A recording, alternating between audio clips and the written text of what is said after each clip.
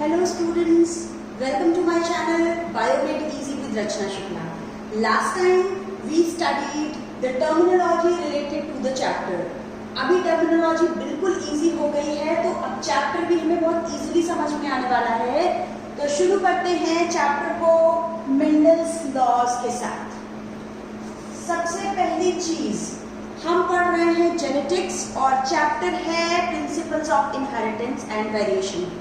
जब भी हम जेनेटिक्स की बात करते हैं we start it with a great scientist Gregor John Mendel. He is Gregor John Mendel. 10th class में आप पढ़ चुके हो। ग्रेगर जॉन मेंडल ने एक टीचिंग एग्जाम दिया जिसमें वो फेल हो गए, पर वो उन्होंने गिव अप नहीं किया, वो निराश नहीं हुए। हम बहुत जल्दी हो जाते हैं। भगवान ने तो उनके लिए बहुत बड़ी चीज सोच के रखी थी।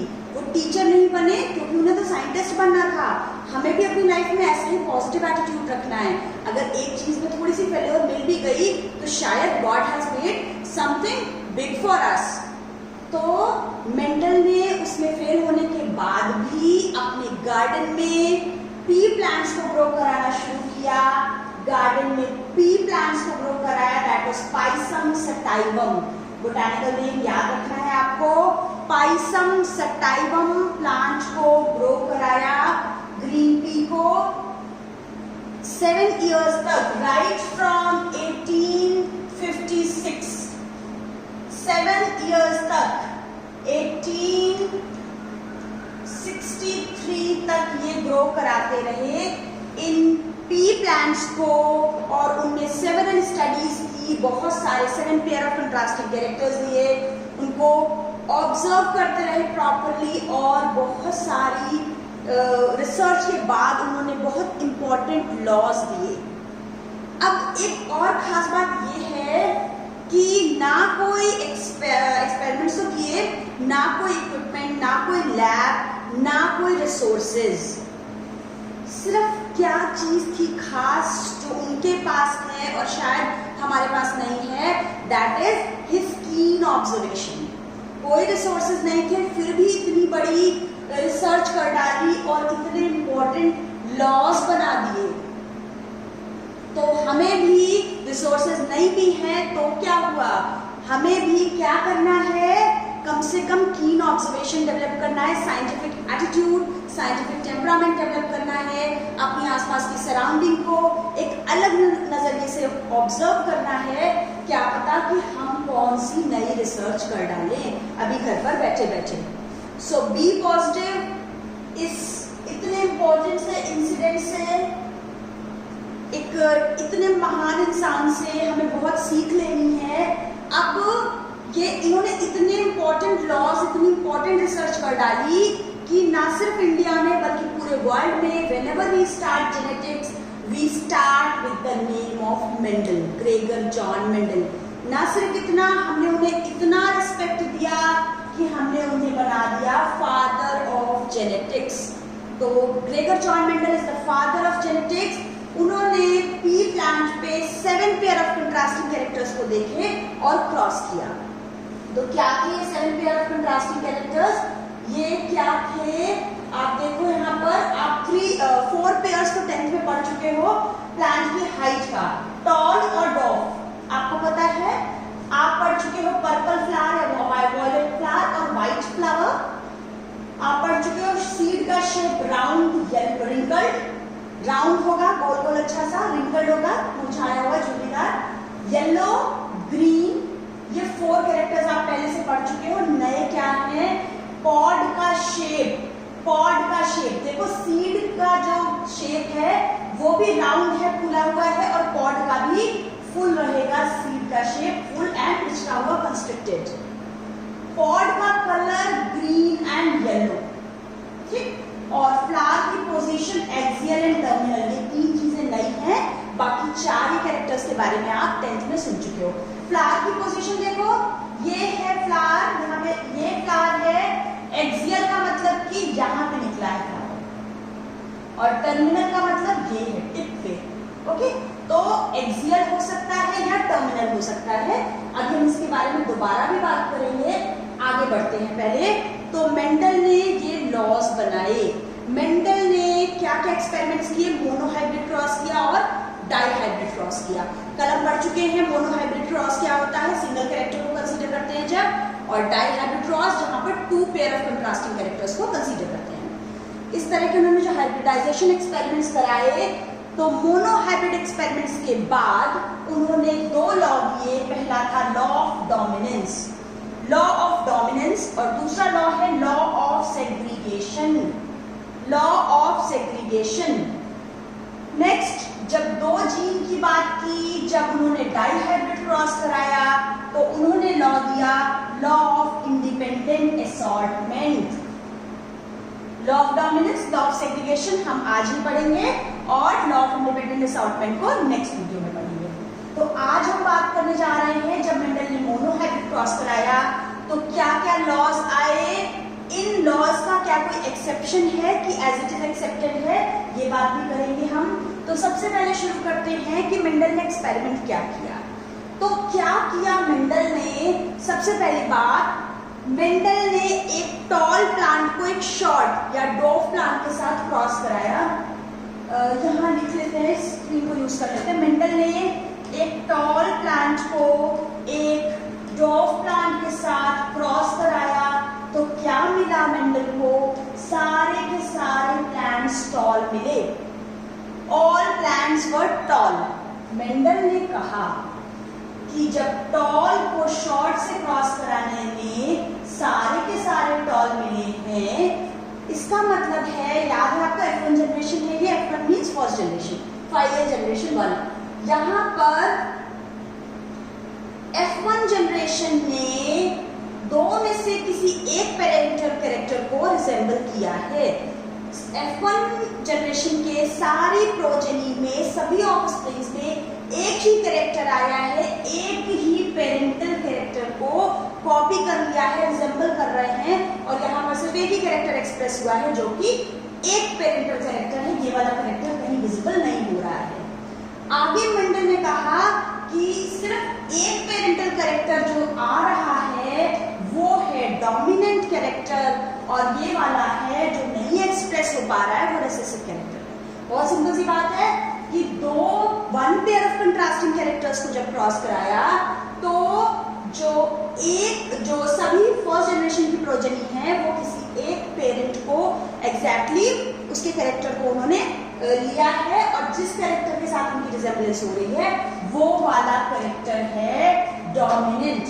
That character is dominant. ठीक है, ये डोमिनेंट कैरेक्टर है।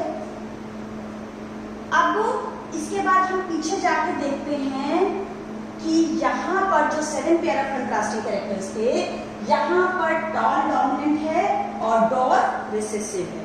मींस F1 में सभी टॉल होंगे। यहाँ पर सीड फ्लावर का कलर पर्पल डोमिनेंट है, जबकि व्हाइट रिसेसिव है। फ्लावर सीड का शेप राउंड डोमिनेंट है, रिंकल्ड रिसेसिव है। पॉड का शेप राउंड, पॉड का शेप भी जो फुल है वो तो नॉर्मल है, डोमिनेंट, और ये रिसेसिव है, कंस्ट्रिक्टेड वाला। एक डिफरेंस है यहाँ पर, सीड का कलर और पॉड का कलर देखो। सीड का कलर येलो ग्रीन है, यहाँ पर ग्रीन येलो, उल्टा हो गया, याद रखना इसको अच्छे से। ये पॉड का कलर ग्रीन वाला डोमिनेंट है, जबकि येलो वाला रिसेसिव है। ये याद रखना एक डिफरेंट है चीज। एक्चुअली इस तरीके से क्वेश्चन नहीं पूछा जाता है, पर क्वेश्चन ऐसे आ सकता है कि व्हाट विल हैपन जब आप एक एक्सियल फ्लावर को टर्मिनल फ्लावर के साथ क्रॉस कराओगे। तो वो आपसे 2 चीजें जानना चाह रहे हैं। वो आपसे जानना चाह रहे हैं कि आपको क्रॉस आता है कि नहीं, और वो आपसे ये भी जानना चाह रहे हैं कि आपको पता है कि नहीं कि एक्सियल डोमिनेंट कैरेक्टर। तो इस तरीके से क्रॉस के फॉर्म में क्वेश्चन आ सकता है, तो आपको रिमेंबर रखना पड़ेगा कौन सा डोमिनेंट और कौन सा रिसेसिव है। ये 7 पेयर ऑफ कंट्रास्टिंग कैरेक्टर्स में ये सारी सीरीज है डोमिनेंट वाली, और ये है रिसेसिव कैरेक्टर्स। एक याद रखना है, पॉड का कलर इससे ऑपोजिट है, बाकी सभी, और एक है एक्सियल और टर्मिनल, बाकी तो सब अपने आप ही याद हो जाते हैं, कोई कंफ्यूजन नहीं है। It's very simple. तो F1 जनरेशन में सभी प्लांट्स टॉल थे, ये था डोमिनेंट कैरेक्टर। यहाँ पर मेंडल ने क्या खास बातें, मेंडल की लैंग्वेज में मेंडल ने क्या कहा कि characters are controlled by characters are controlled by discrete units called factors. Mendel ने जिसको फैक्टर्स कहा, आज हम उसको जानते हैं जीन्स। कल बात कर चुके हैं कि जीन्स क्या होते हैं, कहाँ होते हैं, एलील्स क्या होते हैं।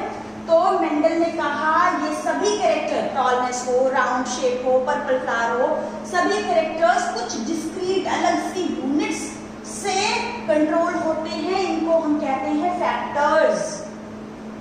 फैक्टर हमेशा पेयर में होते हैं, हमारे क्रोमोसोम पेयर में है, उसके ऊपर के जीन्स भी पेयर में है, हमको पता है, कल बात कर चुके हैं। तो दूसरा पॉइंट याद रखना है, फैक्टर्स आर इन पेयर्स। तीसरी बात है, in a dissimilar pair of factors one member of the pair dominates while the other is recessive. एक इस मेंबर में से, इस दो मेंबर में से एक डोमिनेंट होगा, एक रिसेसिव होगा।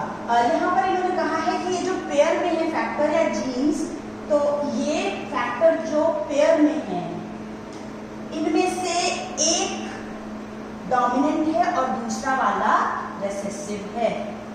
क्या कहा कि जो डिसिमिलर पेयर ऑफ फैक्टर है उसमें से एक मेंबर डोमिनेंट है और दूसरा मेंबर रिसेसिव है। ठीक, सिंपल सी बात है। फिर क्या कहा, ये बात यहाँ तक तो लॉ ऑफ डोमिनेंस की हो गई। कंट्रास्टिंग कैरेक्टर में से एक कैरेक्टर F1 में आएगा, that is dominant character, this is law of dominance. एक इंपॉर्टेंट लॉ तो आ गया, पर मेंडल यहाँ पर नहीं रुके, कंटिन्यूड हिज जर्नी, आगे और एक्सपेरिमेंट्स किए और लॉज लिए। यहाँ पर जो F1 जनरेशन में टॉल प्लांट्स मिले, उन टॉल प्लांट्स की उन्होंने सेल्फिंग कराई। ये क्या कराया था, क्रॉस का मतलब क्रॉस हाइब्रिडाइजेशन या आर्टिफिशियल हाइब्रिडाइजेशन, इमैस्कुलेशन वाला, आपको पता है, पढ़ चुके हो। यहाँ पर सेल्फिंग कराई, किसी भी एक टॉल प्लांट को उठा के मेंडल ने क्रॉस करा दिया। अभी हमने जीनोटाइप की बात नहीं की, हम बाद में करेंगे। तो यहाँ पर किसी एक टॉल प्लांट को टॉल प्लांट मिल गए थे। अब ये जो टॉल मिला है, इस टॉल को उठा के मेंडल ने इसकी सेल्फिंग करा दी, तो क्या मिला मेंडल को क्या मिला यहाँ पर, टॉल, यहाँ पर टॉल और डॉर्फ के बीच में मेंडल को 3:1 का रेशियो मिला। सरप्राइजिंगली यहाँ पर डॉर्फ मिल गया, जो कि नहीं एक्सपेक्टेड था। मेंडल ने क्या सोचा था, यहाँ तक तो रिसेसिव वाला खत्म हो गया है, यहाँ सारे टॉल हैं तो शायद आगे सब कुछ टॉल ही मिलने वाला है। सरप्राइजिंगली यहाँ पर एक डॉर्फ प्लांट मिल गया। मेंडल सोचने पे मजबूर हो गए, उन्होंने सेकेंड लॉ दिया। मेंडल ने सोचा, समझ में आ गया उनको कि यहाँ पर भी इसकी हम बात करेंगे, अगर जो शॉर्टनेस थी, डॉर्फनेस थी, डॉर्फनेस ट्रेट के लिए रिस्पॉन्सिबल जो फैक्टर था वो यहाँ प्रेजेंट था, which could not be expressed due to inhibitory presence of dominant one. It was present here, पर एक्सप्रेस नहीं हो सका, आगे जाके एक्सप्रेस हो गया। समझ में आ रही है बात कि शॉर्टनेस का ट्रेट यहाँ पर, ट्रेट के लिए रिस्पॉन्सिबल फैक्टर यहाँ पर था, जो एक्सप्रेस नहीं हो पाया वो यहाँ जाके एक्सप्रेस हो गया। इसका मतलब है कि फैक्टर्स की या कैरेक्टर्स की ब्लेंडिंग नहीं होती है। वेरी इंपॉर्टेंट थिंग, मेंडल ने कहा कि alleles do not show any blending. Blending होता है मिक्सिंग। इनके टाइम से पहले 1856, इनसे पहले समझा जाता था सेक्सुअल रिप्रोडक्शन का मतलब है दो सेल्स या दो गैमीट्स का फ्यूजन हो रहा है, मीन्स उनकी मिक्सिंग हो रही है। फर्टिलाइजेशन मीन्स मिक्सिंग हो रही है। मिक्सिंग का मतलब समझ लो आप, जैसे रेड और येलो कलर मिक्स हो रहा है तो ऑरेंज बनेगा, वैसी मिक्सिंग समझ रहे थे, पर ऐसी कोई मिक्सिंग नहीं हो रही है। जो जीन शुरू में हमने देखा था वो जीन F2 में जाकर दोनों कैरेक्टर्स एज सच रिकवर्ड हो गए। F2 में क्या था, कैपिटल टी। अब हम जीनोटाइप के लेवल पे बात करना शुरू करें तो मेंडल ये समझ गए कि यहाँ पर स्मॉल टी अवेलेबल है, जो यहाँ आके स्मॉल टी हो गया। मेंडल ने कहा ये है यहाँ पर फैक्टर्स को नाम उन्होंने अल्फाबेट दे दिया, जो कैरेक्टर का नाम है उसी का अल्फाबेट कैपिटल लेटर है डोमिनेंट, और उसी के स्मॉल अल्फाबेट को उन्होंने रिप्रेजेंट किया रिसेसिव के लिए। टॉलनेस के लिए कैपिटल टी डोमिनेंट फैक्टर्स हैं जोड़े में, पेयर में। शॉर्टनेस के लिए स्मॉल टी मेंडल ने प्योर लाइन बनाए थे। ट्रू ब्रीडिंग या प्योर लाइन कंटिन्यूअस सेल्फिंग के बाद बनाया था। फाइनली कैपिटल टी तब आ गया था जब इसको कई जनरेशन तक सेल्फिंग के बाद भी इसमें से शॉर्ट या डॉफ नहीं प्लांट मिलेगा, सारे के सारे टॉल ही रहेंगे। तो ये ट्रू ब्रीडिंग या प्योर लाइन का होमोजाइगस डोमिनेंट, होमोजाइगस रिसेसिव को क्रॉस कराया। तो पनेट स्क्वायर से देखो, पहले गैमीट्स बनाना देख लो, क्योंकि ये पेयर में है। जब स्पर्म बनेगा, ओवम बनेगा, या फिर पॉलन ग्रेन बनेगा, या एग सेल बनेगी, तो हैप्लॉइड हो जाएगा, और यहाँ पर एक गैमीट बनेगा ये, और दूसरा गैमीट बनेगा ये। इन एनी कंडीशन एक ही गैमीट बन रहा है, यहाँ पर एक अकेला कैपिटल टी ही हर केस में बन रहा है। तो यहाँ पे गैमीट्स कैपिटल टी हमने लिख दिए। यहाँ पर क्या गैमीट्स दो बने हैं, स्मॉल टी और एक इधर स्मॉल टी। समझ में आ रही है बात? क्रॉस करा देंगे, capital T small T, capital T small T, capital T small T and small T. Oh sorry, all capital T small T, all toll. हमें सारे 100% प्लांट्स मिल गए capital T small T. 4 plants नहीं मिले, 100% बोल रहे हैं, क्योंकि 10, 20, 100 जितने भी प्लांट्स मिले ऑल वर टॉल। उन टॉल में से किसी एक प्लांट को उठा के उसकी सेल्फिंग कर दी, तो ये कंडीशन हो गई, हमने सेल्फिंग कर दी, मतलब कि अब हम इसका क्रॉस बना लेते हैं अगर, तो क्या गैमीट बनेंगे, एक ये गैमीट है, एक स्मॉल टी गैमीट है, तो एक कैपिटल टी गैमीट है, एक स्मॉल टी गैमीट है, ये भी कैपिटल टी गैमीट है, और ये भी एक स्मॉल टी गैमीट है। वेरी क्लियर है? कैपिटल टी फ्यूज हुए दोनों, ये कैपिटल टी और ये स्मॉल टी, तो ये कैपिटल टी और ये वाला स्मॉल टी, ये कैपिटल टी और ये स्मॉल टी, ये भी स्मॉल टी और ये भी स्मॉल टी। क्या मिला मेंडल को? 1, 2, 3 tall plants, only 1 dwarf plant. तो यहाँ पर मेंडल को क्या टॉल और डॉर्फ के बीच में मिला? रेशियो 3:1। अगर हम बात करें मेंडल को क्या क्या जीनोटाइप मिला है, यहाँ पर ये मिला है, ये मिला है और ये मिला है।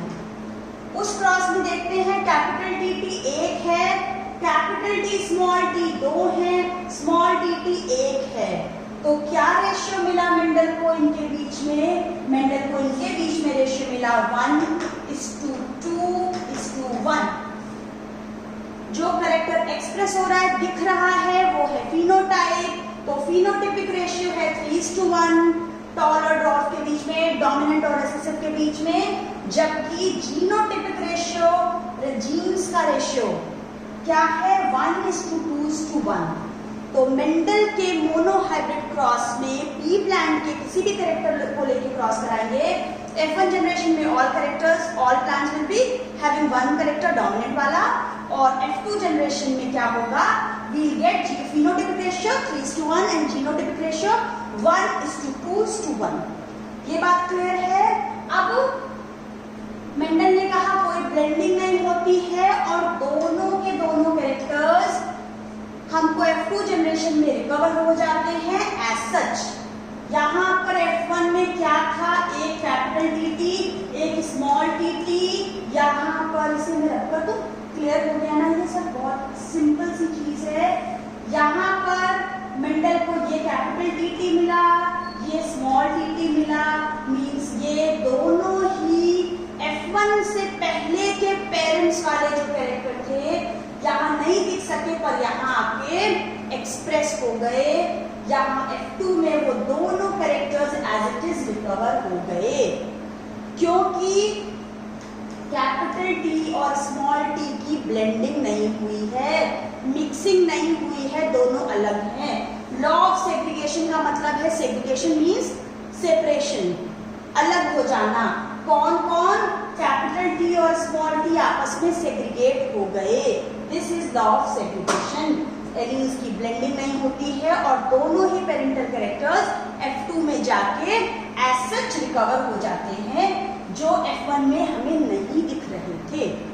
तो this is law of segregation.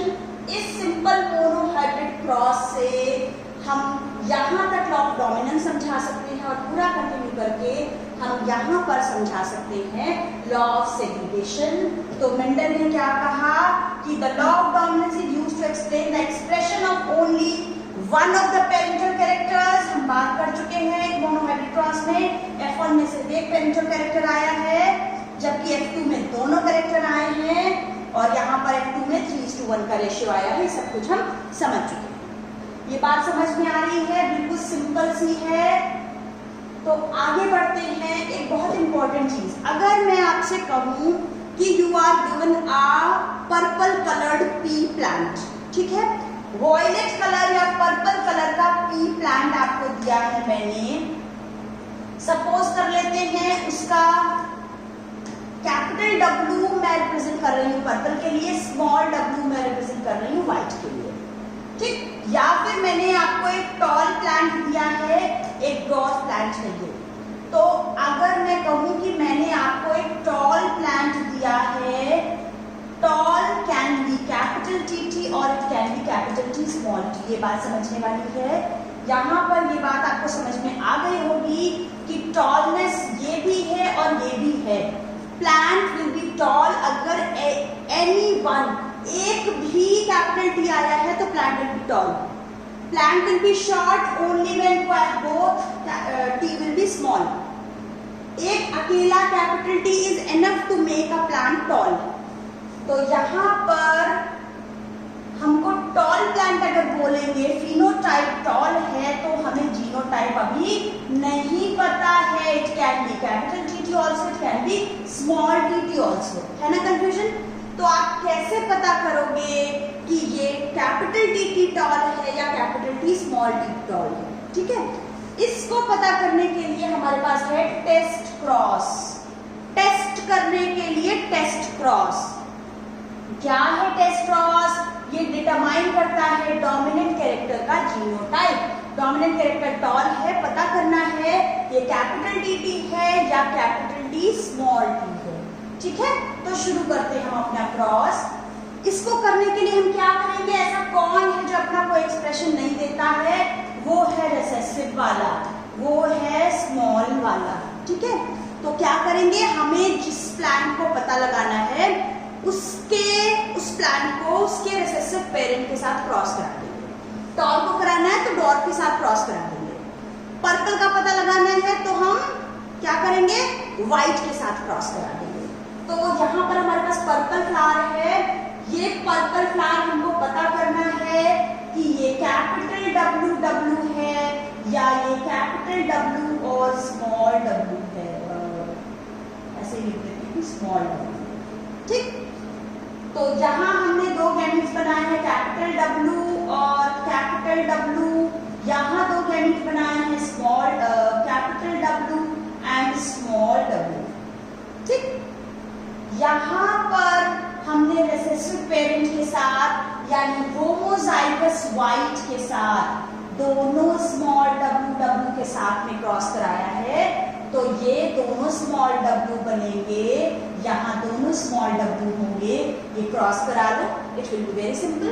Capital W small w, capital W small w, ये दोनों capital W small w, capital W small w। यहाँ पर भी capital W small w, capital W small w। क्या मिल गया हमको? यहाँ पर सारे के सारे हमको फ्लावर्स यानी जितने भी प्लांट्स मिलेंगे 10, 20, 100 जो भी प्लांट्स हैं सभी सभी के फ्लावर अगर वॉयलेट हैं, पर्पल हैं, इसका मतलब अगर हमें रिजल्ट में हम सारी बात फिनोटाइपिक के लेवल पे करेंगे क्योंकि जीन हम देख नहीं सकते हैं, ठीक है, हम अंदाजा लगा सकते हैं। हमें पता है टॉल है तो मीन्स हमें पता है कि वॉयलेट है तो it can be capital W और कैपिटल W स्मॉल w। अब दूसरी बात, अगर ये सारे 100% प्लांट हमको वॉयलेट मिल गए तो इसका मतलब है जो हमने प्लांट हमको दिया गया था टेस्ट करने के लिए वो कैपिटल WW यानी कि होमोजाइगस रहा होगा, होमोजाइगस डोमिनेंट रहा होगा। होमोजाइगस डोमिनेंट का मतलब आपको पता है कि दोनों के दोनों वहां पर कैपिटल लेटर्स होंगे। इस क्रॉस में क्या होगा, एक कैपिटल एक स्मॉल, एक कैपिटल एक स्मॉल, तो यहाँ पर तो ये कंडीशन आ जाएगी, स्मॉल होगा, ये स्मॉल होगा। आपको यहाँ पर दोनों स्मॉल होंगे, दोनों स्मॉल। इट मीन्स यहाँ के टोटल प्लांट्स में से 50% तो हमको मिले हैं पर्पल वाले, पर 50% व्हाइट भी मिल गए हैं। तो अगर हमें 50% पर्पल मिले हैं, 50% वॉयलेट मिले हैं, 50% व्हाइट भी मिल गए हैं, तो इसका मतलब हमको जो मिला है चेक करने के लिए प्लांट, वो हेटेरोजाइगस रहा होगा। सिंपल सी बात है, रिसेसिव पेरेंट के साथ क्रॉस कराने के बाद अगर 100% हमको डोमिनेंट कैरेक्टर मिल रहा है प्रोजेनी में, तो ये रहा होगा प्लांट हमारा होमोजाइगस डोमिनेंट, और अगर 50% टॉल और 50% शॉर्ट में है तो ये हेटेरोजाइगस। सिंपल सा है, बहुत बहुत ज्यादा इंपॉर्टेंट है। इस टॉपिक पे बहुत ज्यादा क्वेश्चंस आते हैं। आप सोच रहे हो इतना इजी है, पर इसमें बहुत घुमा के क्वेश्चंस बनते हैं और आप अच्छे से आने के बावजूद भी कंफ्यूज हो जाते हो। ऐसे ही क्वेश्चंस आते हैं, आपको पर्पल प्लांट दिया गया है, आपको टॉल, आपको राउंड सीड दिए गए हैं, वाला की प्लांट दिया गया है, आपको कैसे पता चलेगा कि ये राउंड हेटेरोजाइगस है या होमोजाइगस है। तो जहां पे भी आपको पता करना है किसी भी डोमिनेंट का जीनोटाइप, कितना भी क्वेश्चन घुमा दें, आपका आंसर होगा टेस्ट क्रॉस। ठीक है, आगे बढ़ते हैं। अभी तक हमने देखा था लॉ ऑफ डोमिनेंस। क्या है, फर्स्ट जनरेशन F1 में हमको एक पेरेंटल कैरेक्टर मिलेगा, वो डोमिनेंट वाला है कैरेक्टर। यहाँ पर हम बात कर रहे हैं कि डोमिनेंट कैरेक्टर, जो डोमिनेंस का लॉ मेंडल ने दिया, उसके कुछ एक्सेप्शंस भी हैं। ऐसा नहीं है कि वो आंख बंद करके सही है। वो जब मेंडल वाले एक्सपेरिमेंट्स को कई पौधों पे, कई प्लांट्स को रिपीटेडली अलग अलग कैरेक्टर्स को लेकर रिपीट करा गया उस एक्सपेरिमेंट को, तो कई जगह पर ऐसा भी देखा गया कि वो हमें एग्जैक्टली सेम रिजल्ट्स नहीं मिल रहे थे जैसे कि मेंडल के डोमिनेंस वाले लॉ में मिलेगी। तो एक एक्सपेरिमेंट, एक फ्लावर है, नाम याद रखो, डॉग फ्लावर, स्नैपड्रैगन या antirrhinum species. Dog flower, Snapdragon या एंटीराइनम स्पीशीज ये प्लांट है। दिखाई दे रहा है आपको, रेड कलर के फ्लावर हैं, कुछ यहाँ पिंक कलर के भी फ्लावर हैं। देखते हैं क्या होता है इसका क्रॉस, क्या होता है इसमें जब हम इस रेड कलर प्लांट को, रेड कलर के फ्लावर वाले प्लांट को उसके रेसेसिव व्हाइट कलर वाले प्लांट के साथ क्रॉस कराते हैं, तो ये कंडीशन हो गई। तो यहाँ पर गैमीट्स क्या बनेंगे, यहाँ हर कंडीशन में एक यही गैमीट है, यहाँ सिर्फ स्मॉल आर की पॉसिबिलिटी है। दोनों को फ्यूज करा देंगे तो हमको ये कंडीशन मिलेगी। सिंपल पुरानी बात है। नई बात क्या है, रेड और व्हाइट को क्रॉस करा के क्या आना था F1 में, तो ऑल रेड होने थे, पर यहाँ ऑल पिंक हैं। यहाँ पर this red colour is not completely dominant over small R और व्हाइट। तो ये आर, कैपिटल आर या ये रेड कलर पूरी तरह से डोमिनेंट नहीं है, हम कह सकते इनकम्प्लीट डोमिनेंट है। यहाँ पर जब रेड फ्लावर को हमने व्हाइट के साथ क्रॉस कराया, true grading means pure line, तो ऑब्वियसली हम ले रहे हैं, फिर हमें क्या मिला, पिंक फ्लावर्स मिले। फिर क्या करेंगे, हम इस पिंक फ्लावर की सेल्फिंग करा देंगे, जैसे मेंडल वाले केस में किया था। तो इस पिंक की जब हमने सेल्फिंग करा दी है, ये करा दिया हमने, तो हमको क्या मिलेंगी, 4 पॉसिबिलिटीज। 4 ओपोनेंट स्क्वायर बनाओ, ऐसे एक ये लेंगे, एक बार ये लेंगे, कैपिटल आर, फिर ये लिया, फिर ये लिया, कैपिटल आर, स्मॉल आर, फिर ये वाला उठाते हैं, ये वाला, ठीक, इसके साथ, और यही वाला इसके साथ। Small R capital R twenty, capital R small R, और स्मॉल आर क्या हो जाएगा, स्मॉल आर स्मॉल आर। ठीक, यहाँ पर सेम हमको मिल रहा है रेशियो, जीनोटाइपिक रेशियो तो क्या है, 1:2:1। कैपिटल आर आर ये मैं रखकर capital R R, capital R R, capital R small R और स्मॉल आर आर के बीच में रेशियो है 1:2:1। पर फिनोटिपिक रेशियो अगर हम बोले रेड इज टू व्हाइट नहीं, हमें पिंक भी बीच में डालना पड़ेगा। हम कहेंगे phenotypic ratio between red, pink and white is equals to 1:2:1। Okay, ऐसे भी पूछा जाता है वो कौन सा क्रॉस है जहां पर genotypic ratio and phenotypic ratio same है। इनकम्प्लीट डोमिनेंस में genotypic ratio and phenotypic ratio same होगा, 1:2:1 होगा। जबकि वहां पर जीनोटिपिक तो 1:2:1 था, पर फिनोटिपिक था 3:1। यहाँ पर 1:2:1 दोनों ही जगह है, जीनोटिपिक बोले या फिनोटिपिक बोले। ये काफी इंपॉर्टेंट चीज थी, मेंडल का लॉ का एक्सेप्शन है इनकम्प्लीट डोमिनेंस कि यहाँ पर कैपिटल आर फुल्ली डोमिनेंट नहीं है और इस वजह से पूरी तरह से रेड ना आया कलर, पिंक कलर आ गया। तो this was all about this exception of law of dominance. एक तो था इनकम्प्लीट डोमिनेंस। इनकम्प्लीट डोमिनेंस हम सीड्स में देखेंगे, स्टार्च बनने वाला एग्जाम्पल, और हम codominance is also the exception of law of dominance, उसको पढ़ेंगे बाद में। यहाँ पर एक देख लो कि डोमिनेंस का जो कंसेप्ट है उसको कैसे एक्सप्लेन कर सकते हैं। आपने 10th क्लास में सुना होगा, पढ़ा होगा, कोई भी कैरेक्टर जो एक्सप्रेस होता है वो बिकॉज ऑफ जीन होता है।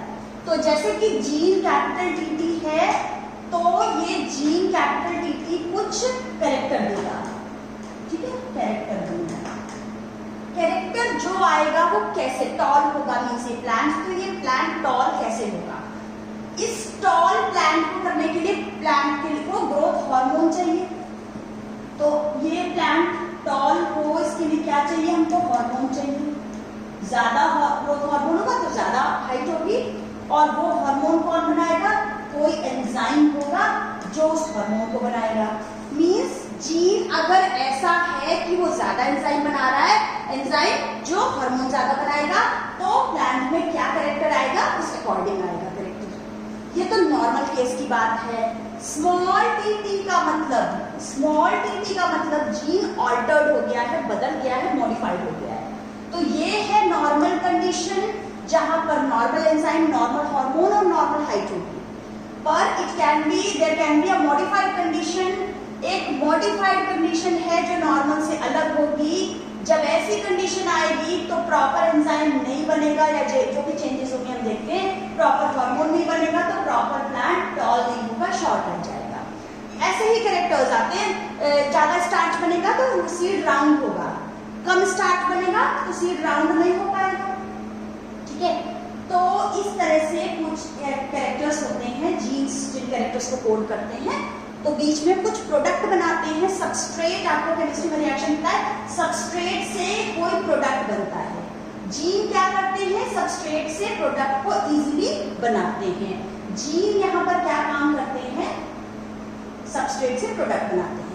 तो जब ऑल्टर्ड जीन होगा, मॉडिफाइड जीन होगा, तो सबस्ट्रेट से प्रोडक्ट बनने की प्रोसेस में प्रॉब्लम आ जाएगी।